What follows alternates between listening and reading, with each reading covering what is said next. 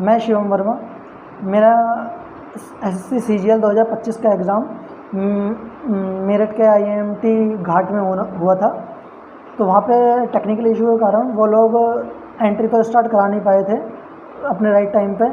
उन लोगों ने एंट्री शुरू कराई थी, एंट्री शुरू वगैरह नहीं कराई तो बच्चों ने वहाँ प्रोटेस्ट वगैरह करना शुरू कर दिया। तो प्रोटेस्ट के बाद अप्रोक्स 9:55 पे हम लोगों की एंट्री स्टार्ट हुई। एंट्री स्टार्ट होने के बाद हम लास्ट में बच्चे रोक दिए उन्होंने 40 के अभी आप रुक जाओ ऊपर, मतलब कि ये बहाना बना दिया उन लोगों ने कि ऊपर भीड़ लग रही है, ये वो है कि मतलब चेकिंग वगैरह करने में प्रॉब्लम आ रही है। लेकिन हम लोगों को 40 लोगों को बाहर ही रोक दिया, मतलब कि सेंटर में एंट्री करने से पहले ही हम लोगों की बाहर लाइन लगा के हम लोगों को रोक दिया कि आप लोग यहाँ रुक जाओ। फिर उसके बाद अप्रोक्स 20-1 मिनट बाद फिर हम लोगों को एंट्री दी। हम लोगों को कहने लगे कि कोई नहीं, आप लोग इस गैलरी में वेट कीजिए, अभी आप लोगों की बायोमेट्रिक्स कराएंगे। तो बायोमेट्रिक्स के नाम पे उन लोगों ने हमें काफ़ी देर बिठा के रखा। वो बिठाने के बाद वो लोग कहने लगे कि कोई नहीं, टेक्निकल इशू चल रहा है तो आप लोगों के अभी हम बायोमेट्रिक वगैरह कराते हैं, आप लोग एक काम कीजिए, एक रूम में बिठा दिया, वहाँ पे आप वेट कीजिए। उन लोगों ने क्या किया, हमें 5-1 मिनट बिठाया। 1-2 पर्सन आए, उन्होंने हमसे थोड़ी सी बातचीत की, उन्होंने बताया टेक्निकल इशू वगैरह चल रहा है। तो उसके बाद उन्होंने हम लोगों को दोनों तरफ से लॉक कर दिया रूम में लॉक करने के बाद कुछ देर बाद मतलब हम लोगों को लगा यार हमें तो हमारा एग्ज़ाम स्टार्ट नहीं हो रहा। उन लोगों ने हमें लॉक इसलिए कर दिया था क्योंकि बराबर वाले में और जो मतलब हॉल थे उनमें बच्चों का एग्ज़ाम स्टार्ट हो गया, ताकि हम लोगों को ये ना पता चले कि उन लोगों का एग्ज़ाम हो गया है, हम लोगों का स्टार्ट नहीं हुआ।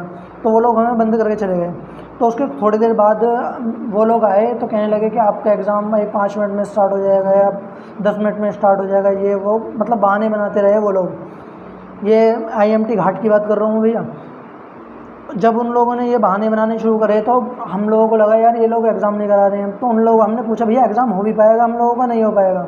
वो कहने लगे एग्ज़ाम तो पक्का होगा लेकिन थोड़ा लेट हो सकता है। मैंने कोई बात नहीं चलो, लेकिन भैया अब एक बात सोचो, अब हम पहुँचे हुए हैं 6 बजे के, 7 बजे एंट्री स्टार्ट होनी है, हम 6:30 बजे 6 से 6:30 बजे के अप्रोक्स पहुंच गए थे और उस टाइम 12-12:30 बज रहे हैं। वो लोग कह रहे हैं कि एग्ज़ाम दे दो।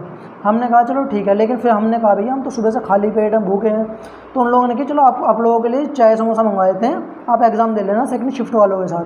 हमने कहा ठीक है। लेकिन 12:30 बजे के अप्रोक्स भैया वो लोग कहने लगे कि आपका एग्ज़ाम नहीं हो पाएगा, आप लोगों का एग्ज़ाम रिशेड्यूल कर दिया जाएगा। लेकिन बच्चे कहने लगे भैया हमारे पास कोई प्रूफ तो हो कि हमारा एग्ज़ाम रिशेड्यूल्ड हुआ है। वो लोग इस ये बात को कहने लगे कि आपको हो जाएगा, बस आप टेंशन मत लीजिए, आपका एग्ज़ाम रिशेड्यूल हो जाएगा। तो बच्चे कहने लगे भैया हमारे पास कोई प्रूफ तो हो। तो फिर उन लोगों ने क्या किया, वो लोग कहने लगे उन्होंने हमें A4 शीट दी, कहने लगे आप इस पर अपने रोल नंबर और एनरोलमेंट नंबर लिख दीजिए, हम लोग अपने उस पर मोहर लगा के दे देंगे। लेकिन हम कहने लगे भैया मोहर तो आप कॉलेज की लगा के दे रहे हैं, हमारे पास कोई प्रूफ तो हो कि हम कॉलेज में आए हैं। तो वो लोग कहने लगे कि चलो हम तुम्हारे एडमिट कार्ड पे भी कर देते हैं। लेकिन हम कहने लगे भैया वहाँ पे एक एसएससी के ऑथराइज्ड पर्सन थे मांगे गिरी, हमने उनसे कहा सर आप इस पर सिग्नेचर कर दीजिए, मतलब कि ये जो हमने लिस्ट तैयार कराई है। वो कहने लगे कि ये मेरी रिस्पॉन्सिबिलिटी नहीं है यहाँ की, ये मैं तो यहाँ पे अभी रिज़ाइन दे दूँगा मेरी तरफ से। तो वो ये बात कह के अपना चले गए। कहने लगे कि मैंने ये बात कही थी इन लोगों से कि जब एग्ज़ाम कंडक्ट नहीं करा पाएंगे आप लोग तो इन्हें क्यों लिया है। ये उन सर के स्टेटमेंट है, मांगे गिरी सर जो थे एसएससी के ऑथराइज्ड पर्सन जो सेंटर पे थे। तो उन लोगों ने जब उन्होंने ये बात कह दिया तो अब हमने उन चीज़ों के लिए अब क्या करा, हमारे जो एडमिट कार्ड थे वो एडमिट कार्ड पे हमने उनसे एडीक्यूटी की मोहर लगवाई। वो एडीक्यूटी की उन्होंने मोहर भी लगाई तो दूसरे कॉलेज की मोहर लगा दी, जो कॉलेज कोड था वो दूसरे कॉलेज कोड की लगा दी। जिस सेंटर पे हम एग्ज़ाम दे रहे हैं उस सेंटर की उनके पास मोहर नहीं थी। अब हम इस चीज़ के लिए थोड़ा सा वो हो गए कि यार ये लोग कुछ गड़बड़ तो नहीं कर रहे हैं। अब वहाँ से निकल के आए तो अब उन्होंने कह दिया कि भैया ये जो आपने लिस्ट दी है आपका एग्ज़ाम रिशेड्यूल 100% हो जाएगा। उसके बाद भैया एग्ज़ाम 26 सितंबर निकल चुकी है।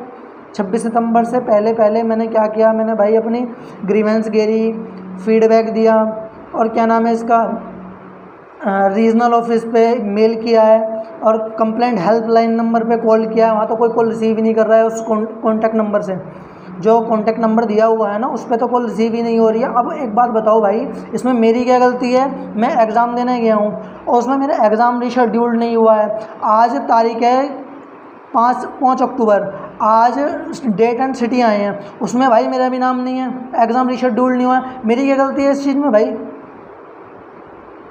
मेरी क्या गलती है?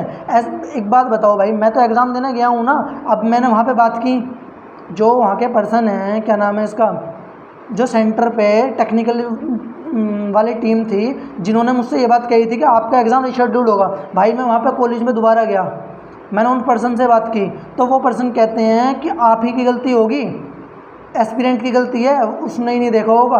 अब मैं कह रहा हूँ चलो एस्पिरेंट की गलती है, आप ये बात बताइए कि जब मेरी गलती कहाँ होगी? या तो आपने मेरे क्या नाम है एग्ज़ाम रीशेड्यूल की कोई डेट दी हो, ना कोई एडमिट कार्ड आया है, तो भाई तुम किस बिहाफ पे कह रहे हो इस बात को कि मेरा एग्ज़ाम रीशेड्यूल में मेरी गलती है?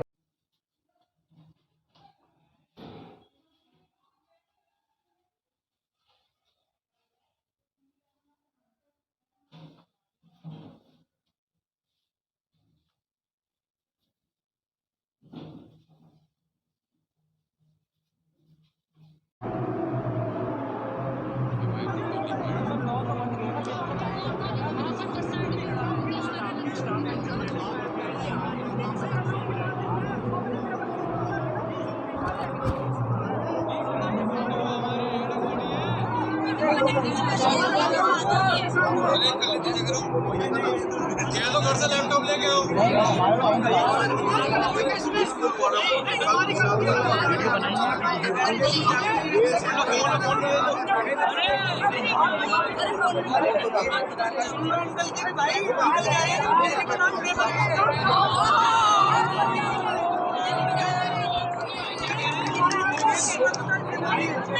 सुनो